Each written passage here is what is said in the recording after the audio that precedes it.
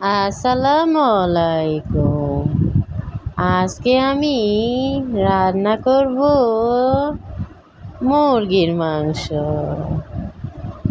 আর সাথে রান্না করব ভাজি।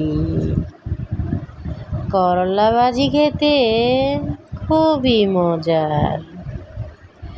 করলার মধ্যে একটা আলু দিলে আরো মজার। আলু ছাড়া করলা ভাজি একদমই ভালো লাগে না।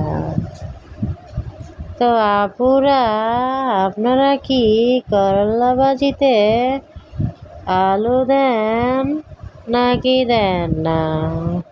আজকে আমাদের বাসায় বেশি মানুষ নাই, এর জন্য রান্না বান্নার আইটেমও অনেক কম। কিন্তু রান্না করার মাঝপথে যাইয়া দেখি আমাদের বাসায় মেহমান আইসা পড়ছে। এখন কি করব? এরপরে ফ্রিজ থেকে আরো মাংস নামিয়ে তারপরে রান্না শুরু করি। এই যে এই খাতে এইগুলো করতে করতে আমার হাতের অবস্থা বেহাল হইয়া গেছে। দুপুরবেলা রান্না যেন একটা বোঝার মতো।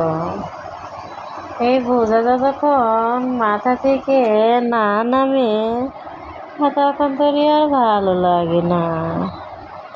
দুপুরে রান্না শেষ হলে মনে হয় আর কোনো কাজই নাই। এর জন্য দুপুরে রান্না যত তাড়াতাড়ি শেষ দেওয়া যায় ততই ভালো। তো আপুরা, আপনারা কটা থেকে রান্না শুরু করেন? আমি তো প্রায় 11:30 12টার দিকে যাই। তো রান্না করতে করতে খাওয়ার টাইম হয়ে আসে। তারপরে আমরা গোসল কইরা খাওয়ানটা খাইয়া লাই। খাইয়া আমরা থালা বাসন ধুইয়া আমরা শুইয়া থাকি। তো আপুরা, আপনারা কখন থেকে রাঁধতে যান? আসসালামু আলাইকুম সবাইকে। তো এই যে আলু দিয়ে আজকে আমি রান্না করতেছি মুরগির মাংস। আমি আলু দিয়ে রান্না করব। তো আমার 2টা বাচ্চা আছে, মুরগির মাংস আলু ছাড়া কোনোভাবে খেতে চায় না। তাদের নাকি মুরগির মাংস আলু এগুলো খুব পছন্দের। এর জন্য আমি সবসময় মুরগির মাংসের মধ্যে আলু দেই। আর এদের জন্য প্রতিদিনই আমি মুরগির মাংস রান্না করি।